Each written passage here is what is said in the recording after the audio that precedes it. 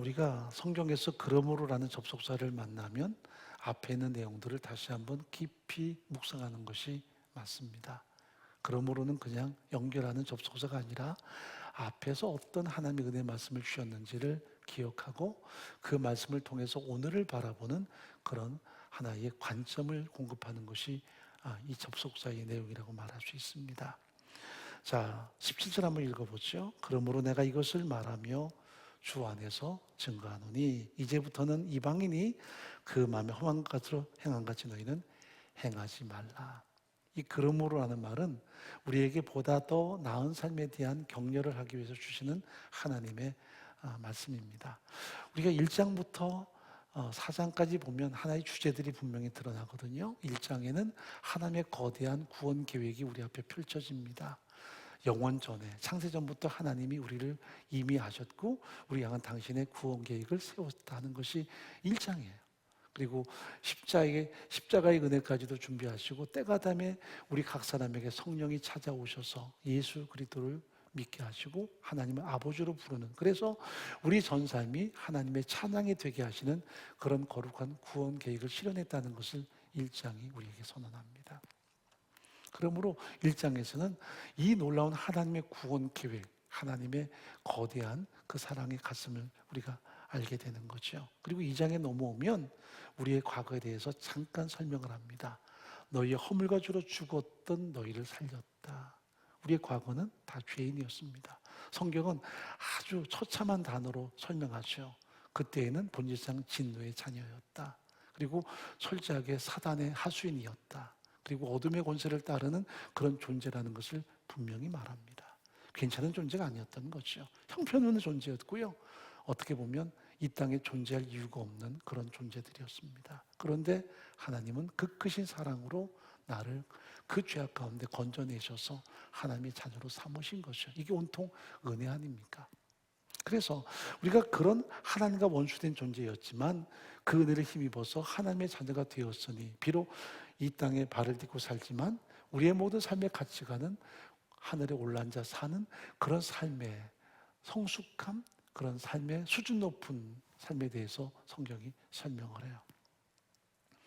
3장에 넘어와서는 이것이 우리에게 비밀로 주어졌다고 이야기합니다. 비밀은 나만 가지고 있는 게 아니라 이것을 누군가에게 전해서 비밀이 그 사람에게는 알려진 놀라운 정보가 되기를 하나님이 원하세요. 그래서 지금 내 안에 있으면 비밀이지만 하나님은 비밀을 맡았다 말하니, 맡았다는 말은 그냥 갖고 있으라는 얘기가 아니거든요.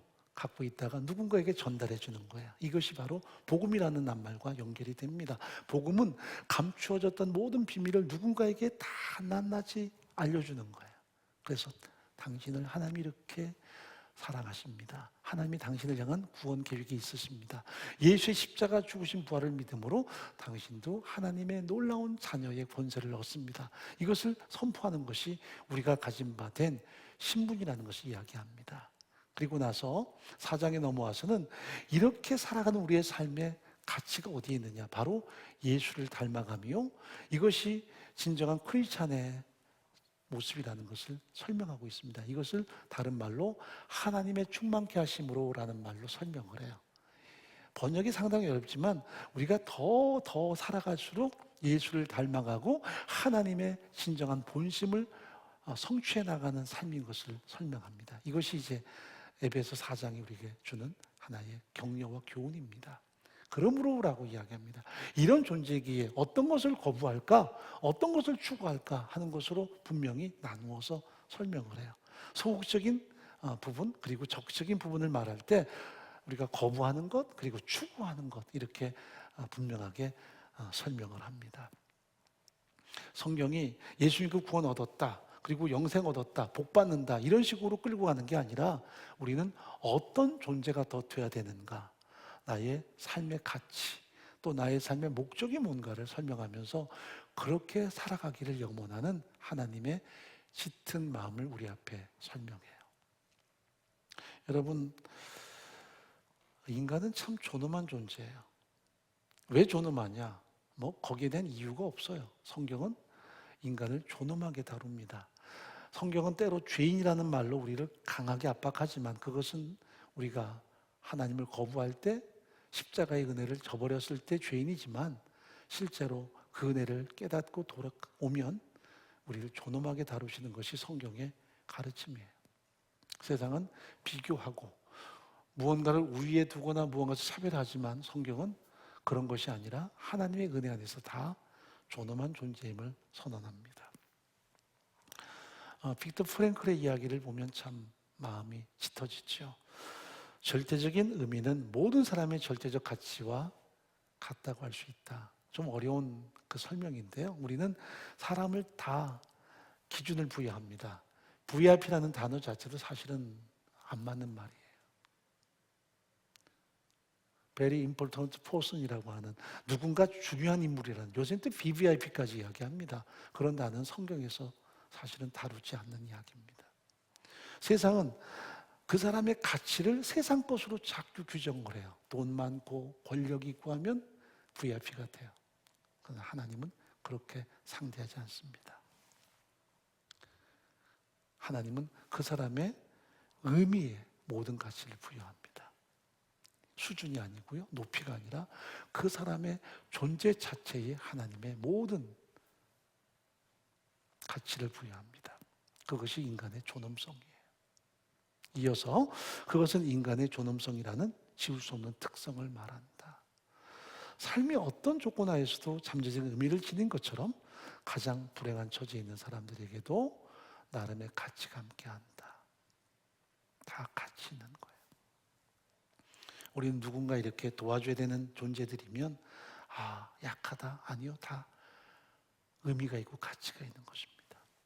들꽃 하나에도 뭔가 의미가 있고 가치가 있는 거예요. 세상에 존재의 의미 없이, 존재의 가치 없이 존재하는 어느 무엇도 없어요. 우리가 뱀을 좀 싫어하잖아요. 그런데 제가 지난번에 좀 걷다가 뱀을 봤습니다. 하마터면 뭐 본 게 아니죠. 잘못 걷다가 제 발밑으로 독사가 지나갔어요. 독사와 눈이 마주쳤습니다.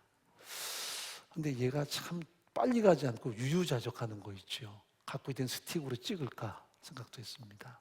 그런데 뒤에서 제 아내는 막 비명을 지르고 하지만 제 마음에 이상한 안도감이 있었습니다. 니도 이 땅에 존재하는 이유가 있겠지. 그냥 보냈습니다. 우리는 이상하게 가슴 속에 그 뱀을 봐도 이상한 분노가 있고요. 뱀을 좋아한다 그러면 좀 뭔가 이상한 사람으로 볼 수 있는 그런 나름대로의 트라우마가 있는 듯합니다. 근데 존재 없는 것을 하나님께서 만드셨겠습니까? 그러고 보니 새삼 느낌이 달라졌습니다. 이쁘진 않아요. 그런데 의미가 있겠죠. 세상 모든 것은 존재의 의미가 있습니다. 그것을 거부하면 우리는 뭔가 동물적인 존재가 돼요. 함부로 폄하하고 함부로 비판할 위험성이 있습니다. 이 로고세라피라고 하는 빅터 프랭클이 이제 창립한 하나의 이 정신적인 하나의 의학적인 부분입니다. 존재의 의미에 모든 가치관을 부여하는 심리 치료 방법이에요. 이것은 자신이 경험한 것입니다. 아우슈비츠에 끌려갑니다. 자기가 의사지만 끌려가서는 완전히 짐승처럼 전락해버렸습니다. 그 동물을 싣는 무게차에다가 수백 명의 사람을 한꺼번에 집어넣어서 앉을 수도 없습니다. 다 꼿꼿하게 서서 며칠 동안을 끌려가는데 대소변을 그냥 서서 봐야 되는, 나중에 아우슈비츠에 내렸는데 사람의 몰골이 아닌 거죠. 그리고도 나치의 사인 하나에 죽고 사는 존재가 돼버립니다. 그렇게 자신이 처참해졌을 때 내가 왜 살아야 되는가? 자기 안에서 이 존재의 의미에 대한 끊임없는 방황이 시작이 됩니다. 내가 삶의 의미를 포기하는 순간 나는 죽게 될 것이고 저들도 나를 하찮게 여기게 될 것이다. 그러나 저들이 아무리 하찮게 나를 여겨도 내가 스스로의 의미를 포기하지 않는다면 나는 죽어도 사는 것이고 저들이 짓밟아도 나는 결국 짓밟히지 않는 것이다 하는, 어떻게 보면 이 자아 선언을 하기 시작합니다. 그들이 볼 때는 하찮게 여겨야만 죽이기 쉽지요. 하찮아야만 양심도 가책이 덜하죠. 저들은 죽어 마땅해. 내가 저들을 죽이는 것은 도와주는 거야. 거기에 대해서 내가 반응할 이유가 없다는 거죠. 그래서 이 사람이 자아 존중성에 대해서 인식을 갖습니다. 누가 알아주든 알아주지 않든 자기를 존중히 여기고 매일마다 살아내기를 추구합니다. 그리고 마지막까지 살아냅니다. 여러분, 삶은 너무나 고귀한 것입니다. 사도 바울은 에베소 공동체의 동역자들에게 이들이 지금 이단에 빠지거나 끊임없이 세상과 야합하거나 그들의 삶이 끊임없이 무너져가도 언어로 그들을 하나하나 과격하게 책망하지 않습니다. 우리의 신분이 어떠한가? 우리가 얼마나 놀라운 하나님의 자녀의 신분을 얻게 됐는가? 그러므로라는 접속사를 다시 한번 그들에게 주면서 우리가 무엇을 추구하고 살 것인가를 다시 한번 선언하는 것이 오늘 4장에 나오는 내용들입니다. 언어는 그 사람의 현실을 철저하게 고정시켜요. 티모시 리얼이 이 사람은 하버드 대학교의 언어 심리학 교수입니다. 그 사람의 언어가 그 사람을 철저하게 묶어요. 그래서 그 언어를 우리가 소홀히 여기면 안 돼요. 그 사람에게 나오는 언어가 그 사람의 오늘뿐 아니라 미래를 얽어매는 하나의 그물이 될 수도 있습니다. 언어만큼 그 사람이 살아가요. 언어만큼 그 사람의 운명이 바뀌어요. 지금의 내 언어가 나를 해방시킬 수도 있고 내 언어가 나를 결국 얽어매서 창살 안에 거하게 할 수도 있습니다. 그래서 그 사람의 말은 말 자체가 아닌 그 사람의 생각이고요. 그 사람의 영성이고요. 그 사람의 인격 자체라고 말할 수 있습니다. 요사이 참 세상에 욕이 많이 난무합니다. 욕이 많다는 것은 그게 그냥 거친 말이 많은 게 아니라 죄성이 많은 것입니다. 악해진 것입니다.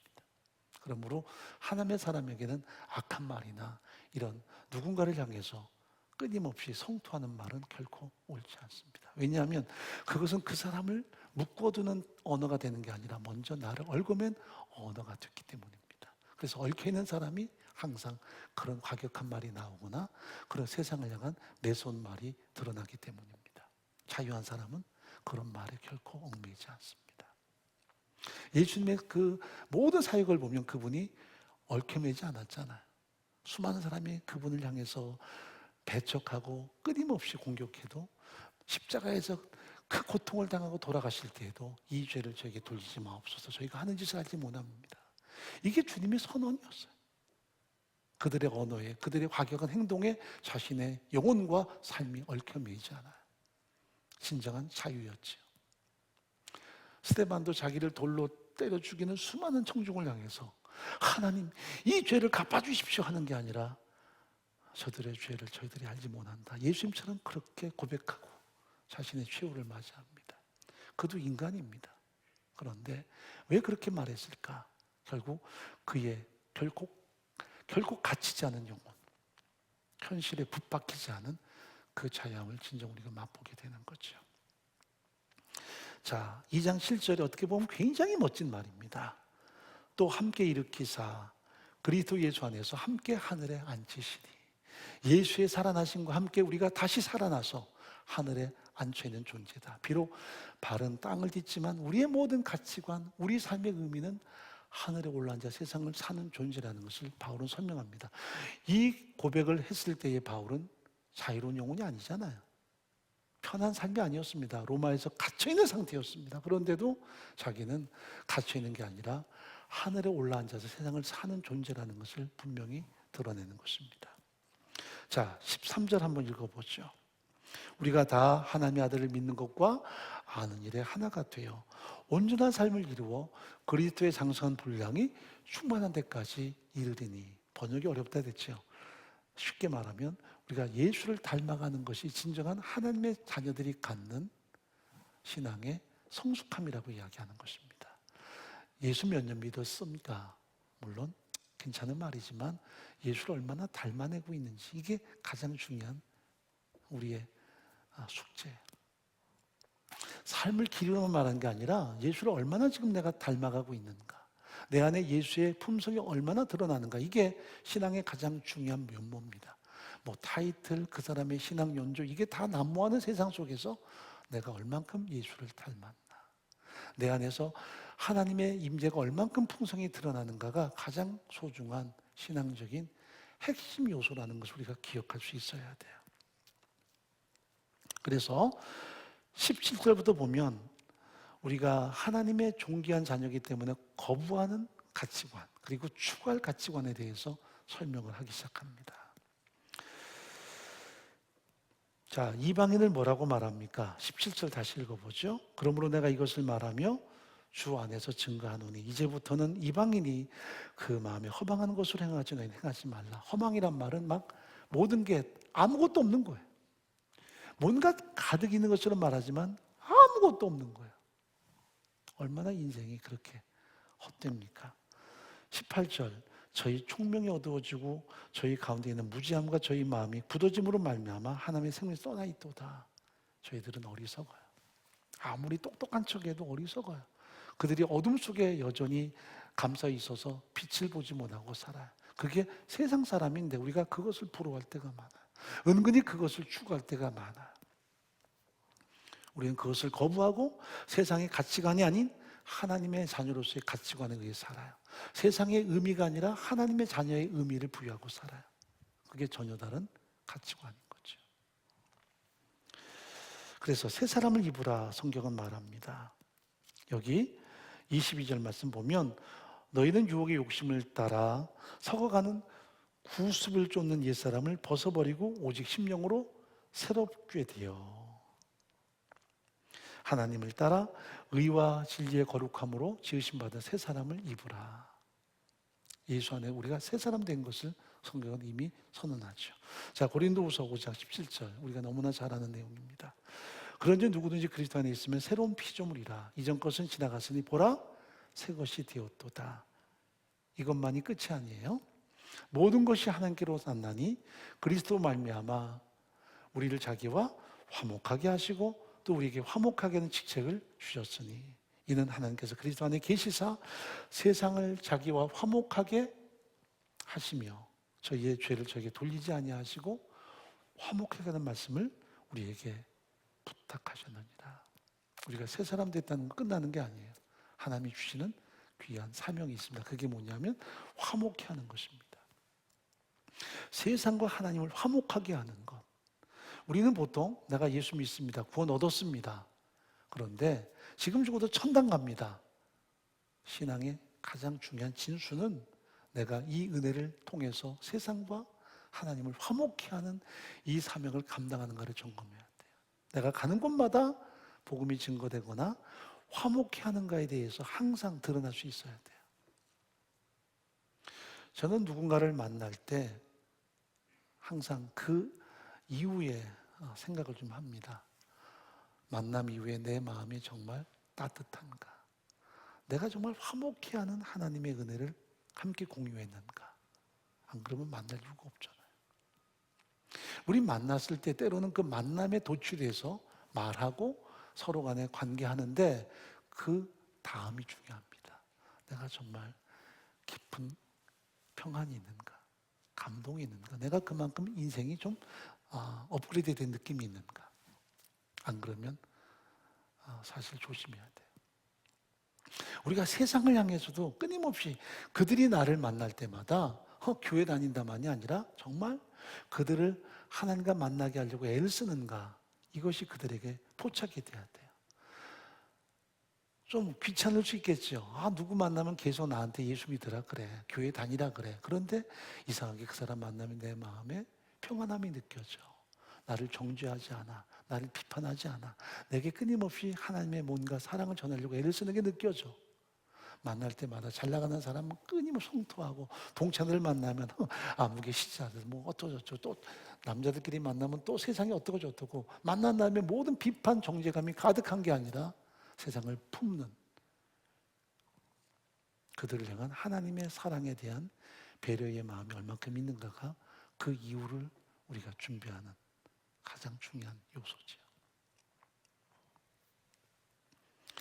그래서 여기 본문에 보면 세 사람의 삶을 몇 가지로 말합니다. 25절에 보면 거짓을 버리고 이건 부정적이죠. 참된 것을 말하라. 적적이면은 참된 것을 말하라. 26절부터 보면 분을 지어도 죄를 짓지 말며 해가 지도록 분을 품지 말고 마귀로 틈을 타지 못하게 하라. 분노하지 마라. 첫 번째는 참된 것을 말하라. 이것은 언제나 우리가 진리가 작동되는 삶이 필요합니다. 부정이 작동되면 사람은 거기에 흥분할 수는 있겠지만 헤어진 다음에 그 안에 평안은 없습니다. 또 한 가지는 분을 품지 마라. 공분과 잘못된 분노는 얼마나 오래 가는가 합니다. 공분은요, 냈더라도 금방 마무리됩니다. 그러나 잘못된 분노는 오래 가고요, 그리고 가슴 속에 짙게 남아 있습니다. 그래서 해가 지도록 분을 품지 마라. 대부분 우리는 해가 지는 정도 아니라 1년이 가도 가슴 속에 품고 있을 때가 많습니다. 그것은 자기의 잘못된, 어떻게 보면 위장된 행동인 거죠. 우리가 세상 속에서 분노하기보다는 온유함으로 세상을 향한 배려가 참 필요한 시대입니다. 간혹 보면 이 목회자들이 공유하는 이 대화방이 있거든요. 거기에서 방역 당국이 찾아왔을 때 어떻게 대처한다는 것이 막 돌아다녀요. 근데 그게 굉장히 위험한 이야기인데 이게 돌아다니는 이야기일까? 부끄러운 이야기인데 예배를 드리지 말라고 하는데 우린 예배를 드렸다. 그게 무슨 자랑입니까? 방역 당국이 왔다. 그들을 쫓아버렸다. 예배를 방해한다고 내가 고발하겠다고 쫓아버렸다. 심지어는 당신들이 누구 돈으로 먹고 사는데 이런 식으로 그들에게 대항했다. 이게 무슨 자랑질입니까? 부끄러운 이야기죠. 교회에서는 나가서는 안 되는 말이죠. 우리가 세상을 향해서 십자가의 사랑을 전할 수 있는 그 기회를 고스란히 놓치고 있어요. 자영업자들도 다 문을 닫고 이 어려운 팬데믹 상황에서 스스로를 절제하고 함께 공유하는데 왜 교회만 그렇게 분노해야 되는 거예요? 설령 가슴으로 분노하더라도 그것을 표출해서는 안 되죠. 우리에게도 고발을 당했어요. 이렇게 완벽하게 했는데도 고발을 했어요. 알고 보니까 저희가 얼마 전에 수요 예배를 아무도 참여하지 않고 온라인으로 드리는데 고발이 들어와서 방역당국이 찾아왔어요. 이유가 뭐냐면 목사가 가림막이 없이 설교한다는 거죠.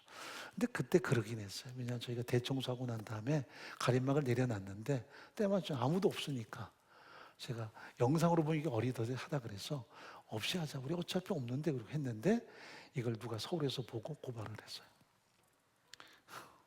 그래서 왔어요. 와가지고 우리 교회를 이제 다 점검하는 거예요. 근데 우리가 아무도 없었어요. 저만 있었어요. 그리고 난 다음에 인천만 이제 가림막이 있어야 된다는 거예요. 다른 데는 가림막이 없어도 된다는데 그래도 어떡합니까? 방역당국이 요구니까 가림막 다시 올리고 그리고 예배하고 했는데 그분이 오셔가지고 예배 드리고 갔어요. 위에서. 어차피 본당에는 아무도 없었으니까. 그리고 제가 들은 말은 울고 가셨다 그래요.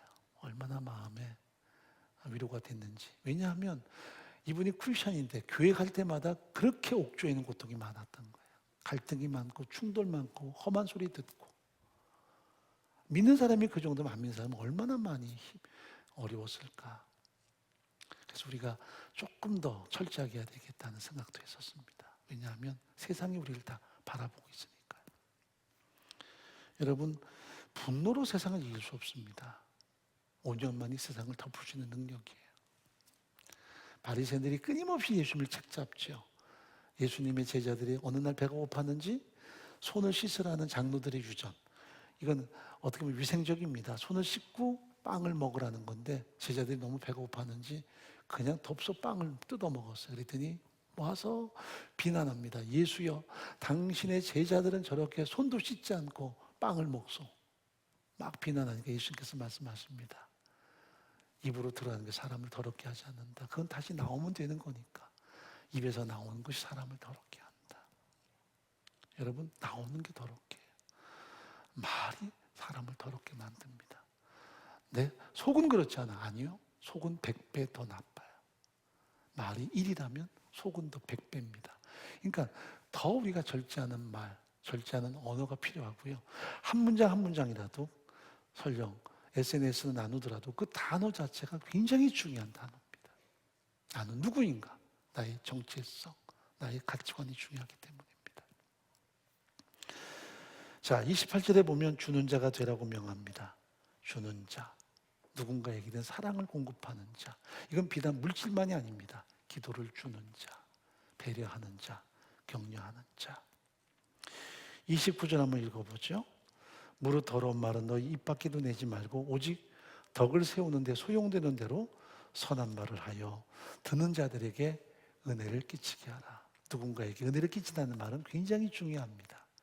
영향력의 의미가 있으니까요. 위로하는가, 격려하는가, 배려하는가. 이스라엘 민족이 광야에서 왜 그렇게 무너집니까? 항상 그들이 내뱉은 말은 원망이었고 불평이었습니다. 모세야 하면서 모세가 그들을 위해서 헌신했는데도 불구하고 끊임없이 모세를 충동합니다. 원망하고 불평합니다. 그것이 그들의 삶을 무너뜨리는 가장 큰 원동력이 됐다는 거죠. 그래서 15절이 참 중요하다 말씀드립니다. 오직 사랑 안에서 참된 것을 하여 범사에 거기까지 자랄지라. 그는 머리니 곧 그리스도라. 우리가 정말 추구할 표상이 예수 그리스도의 인격이거든요. 그래서 예수를 닮아감, 예수를 드러냄. 그래서 끊임없이 성령의 도우심을 구하고 기도하는 것은 다른 어떤 것이 아니라 성령의 품성을 통해서 예수를 닮아가기 위한 우리의 염원이 반드시 소중하다는 것을 본문이 말씀을 해요.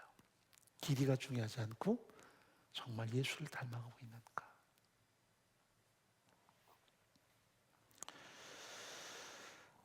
제가 2년 반 전에 그 칼렛 전 세계 제자 훈련 그 네트워크 때문에 남아공을 간 적이 있습니다. 남아프리카 공화국이죠. 거기서 정책 포럼이 있었는데 포럼한 다음에 프리토리아는 곳을 방문했습니다. 프리토리아는 그들의 행정 수도입니다. 요하네스버그가 이제 수도라면 행정 수도, 세종시 같은 행정 수도가 있는데 거기 가면 대통령 궁전 앞에 넬슨 만델라의 동상이 있습니다. 거기서 아내와 더불어 사진도 찍고 또 돌아보는데 거기 보면 하나의 기념비가 있습니다. 넬슨 만델라의 그 고백이 거기 담겨 있습니다. 이 사람은 근대사에서 가장 오래도록 감옥에 있었던 정치범입니다. 28년이 있었습니다.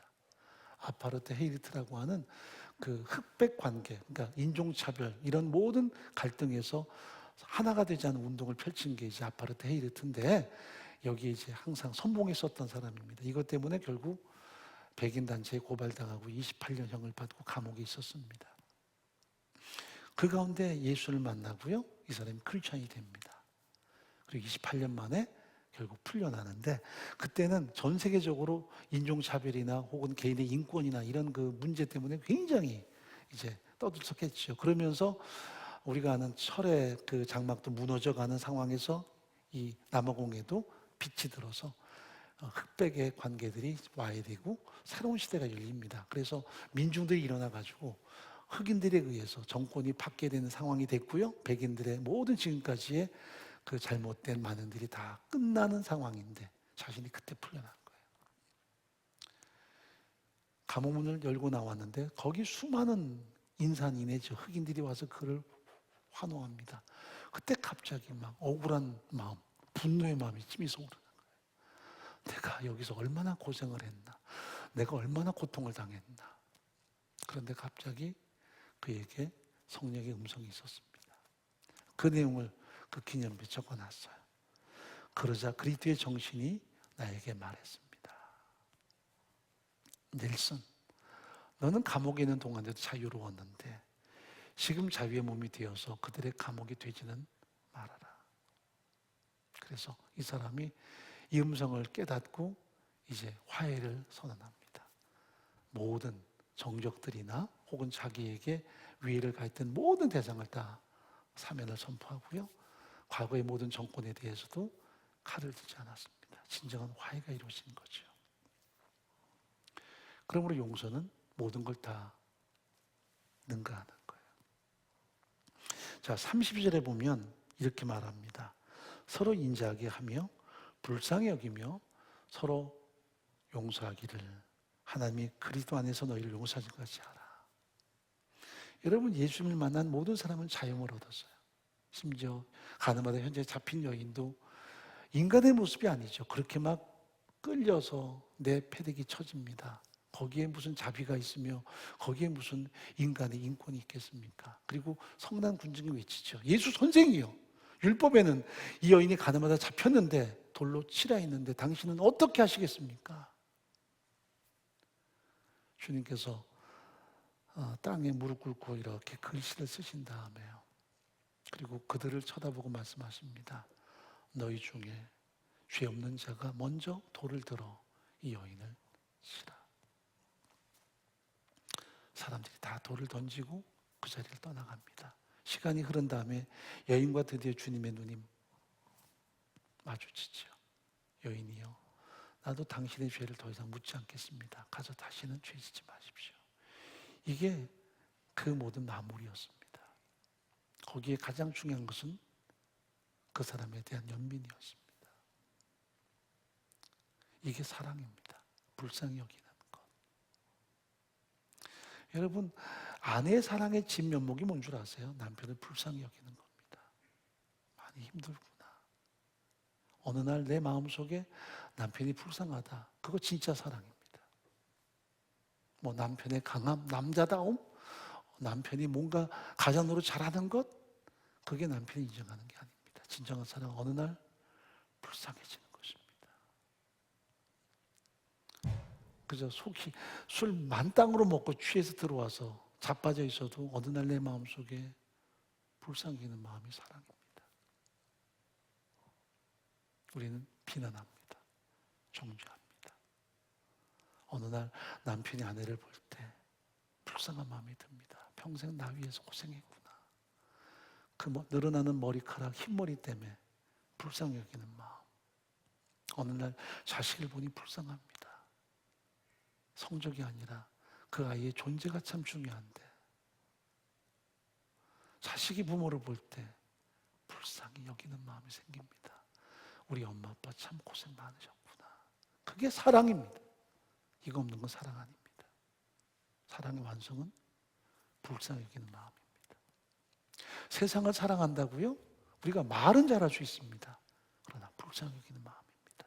목자 없는 양같이 유리하는 그들의 모습, 돈이면 다 된다 생각하는 그들이 오만해 보이지만 크게 경멸하고 그들을 우리가 철저하게 배척하는 것은 사랑이 아닙니다. 불쌍해야만 합니다. 불쌍하다. 불쌍하다. 본문이 말씀합니다. 서로 인자하게 하며 불쌍히 여기며 서로 용서하기를 하나님이 그리스도 안에서 너희를 용서하신 같이 하라. 하나님이 나를 불쌍히 여기셨어요. 아비가 자식을 불쌍히 여긴 같이 우리를 불쌍히 여겼고 우리의 모든 죄를 동에서 서에서 먼 것처럼 멀리 던졌고 등 뒤에 던졌다. 시편도 우리에게 말씀합니다. 그래서 세상을 향해서 우리가 불쌍히 여기는 마음이 참 필요해요. 그거 없으면 크리스찬이 아닙니다.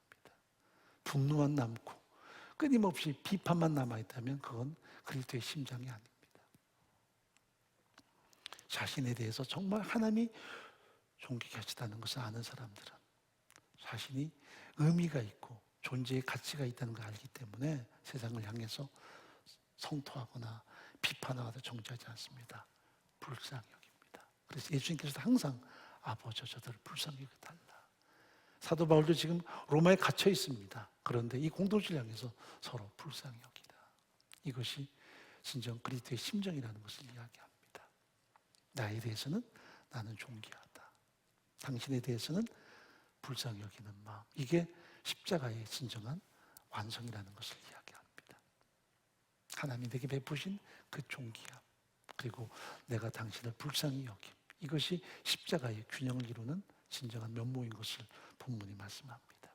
우리 안에 그런 소중한 자아, 정체성에 대한 새로운 선언.